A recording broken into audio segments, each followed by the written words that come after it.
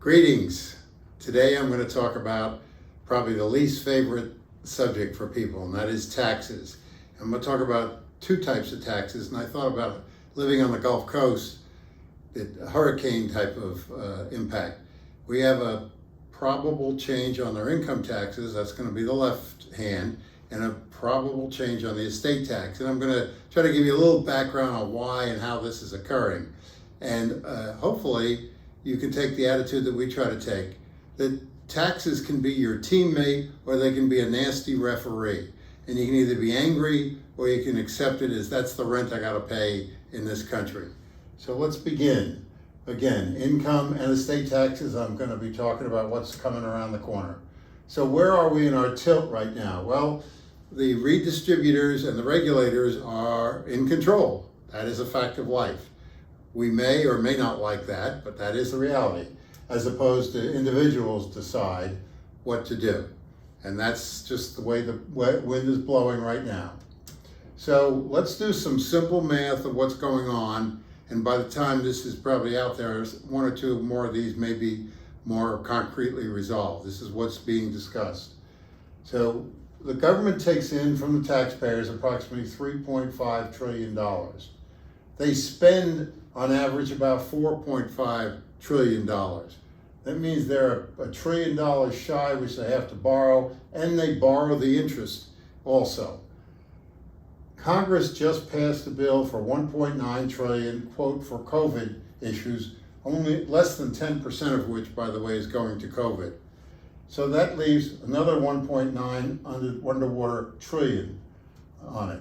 In addition, there's discussion of an infrastructure bill that is in the 3 trillion range, is being tossed around. And the total of these numbers makes us push about $6 trillion. Interestingly enough, in 2005, our total debt was less than 5 trillion, and it took us over 200 years to get to that level. So what does it also mean from the estate tax point of view? Well, the exemption currently stands at 11.5 million. It's a 40% rate. So I'm going to use a hypothetical $30 million estate. Is that rich? I don't know. It's more than a lot of us have, but less than some of us may have. So the IRS tax bill on that estate as it stands today under the current laws would be $7.4 million, and you've got 9 months to get there. And if you're curious, you can go on to the irs.gov and look at Form 706 for more details. Now, what's being discussed, because they're going to pay for all that. Remember that 5.9 million I talked about earlier. This is a big area we believe they're going to go towards. They're talking about a $3.5 million exemption, a 45% rate. Now let's see what's happened to our $30 million hypothetical example. Tax bill jumped up to $11.9 million, or a $4.5 million difference. Just the loss of the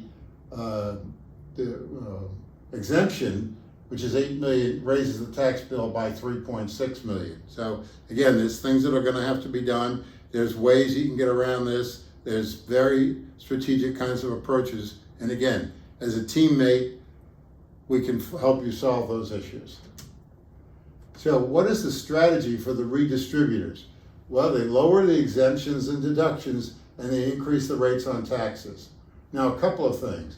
90% of the taxpayers have taxable incomes under $162,000, and the recent COVID $1,400 was tacked at $150,000 for a reason. They hit nearly 90%.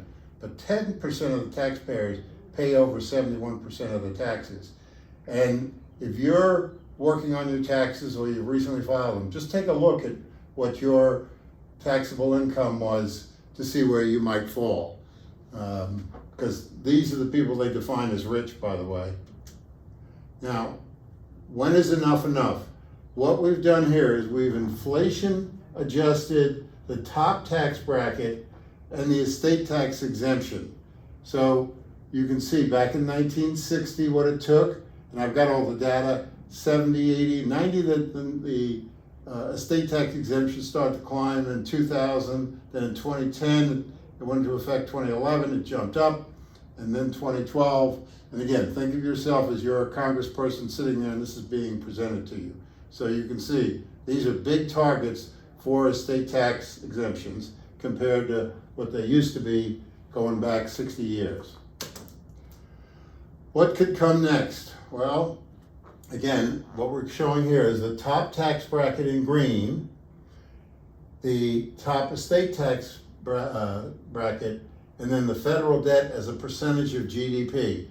And again, in the 70s and early 80s, they were trying to whittle down the deficit. Here in the 90s, it started to run up, and it's just been a constant progress to the negative since then.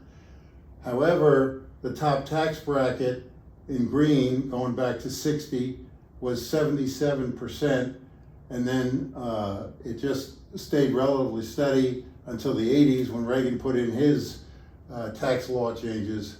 And then finally in 2000, it started to climb back up again. 2010, it jiggled around. 2020, it's still, again, below the 50% level. Congress is talking about pushing this number up in the 45% range when you look at the Medicare tax that comes into play. So again, this is trying to give you a relative comparison. And again, these are all data that was easily available for us to obtain. Federal debt, I just want to reemphasize, this is taxes that have been spent but not yet collected. So again, they're addressing a tax bill that we have to look at. Now, income equality, we hear a lot about that, and that's a big comment or observation from the redistributors. But what they don't count are the transfer payments, the child tax credits, the supplemental food debit cards that people get below a certain income level. And what you see is back in the 60s, there was a huge income inequity between the median income and the top 1% of taxpayers. 70s it started to come down, 80s it came down, 90s it was hardly even worth measuring. And then in 2000 it started to climb up again, climbed up a little more in 10 and 20. But the inequality that's discussed is not that significant anymore as compared to, again, 60 years ago.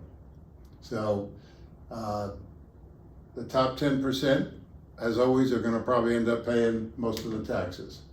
Here's all the data for any of you that want to be data hungry. I'll be happy to provide that for you and go over the details of how we got to those numbers and our resources with you for those that like the math. Here's another part though. Remember the income tax piece? One of the big areas that occurs is the tax on your investments. Those are the 1099s that you received probably in late January, early February, and you might ask your tax advisor to show you what those are, or we'll be happy to run a complimentary report for you. You simply have to respond to this email/video that you're watching, and we'll be happy to use you. This came from a custodian source, and again, I can provide all the data if you wish. This goes back to 1980 and comes forward. It's a mix of indexes, and it shows what happened. If you look at just the index and a mix of asset allocations, you've got before tax portfolio approaching 7 million, 6.7 million through 2020. But when you back out the taxes, which are 61%, because when you pay the taxes, you lose all this appreciation on those tax payments. Then reality is your after-tax value was 2.6 million. And again, I have all the data for those of you that want to see that. But we are very much aware of taxes and the impact of taxes on investments. So that's one of the areas as a partner that we look at with you, is how can we make taxes work for you, not against you. Here's a very simple chart that I sometimes try to use for people. Again, we specialize in working primarily with business owners, so generally the bulk of their estate is worth what their business is. They may have retirement accounts, savings.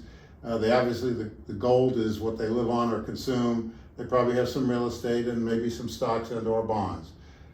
If they're fortunate, they have excess over what their income and capital earnings are providing. And one of the things that we try to look at is something that becomes blind to the IRS. This is one of many allocations. Just like your business is an allocation, or a retirement plan, or real estate are allocations. This tax-aware allocation gives you great control, availability. It can be structured properly that you can get tax-free income out of it. It has a capital assurance feature. In Texas, it is judgment-proof, and it has the potential for up to 50 months of long-term care. And I have, because I've been in this business for decades, a number of clients that are now having to address those issues, and they're so thankful that we looked far enough ahead to discuss this with them. So, do you want to dig deeper? You can call Thomas on extension 2, and we can set up a Zoom meeting, or if you want to reply rather, and within 2 days, and the time that works for you, we'll coordinate that for you. And again, this is all educational material. They're from sources we believe reliable, though not guaranteed, and our connections to FINRA, et cetera, and what the regulators want me to have to say. Thank you very much.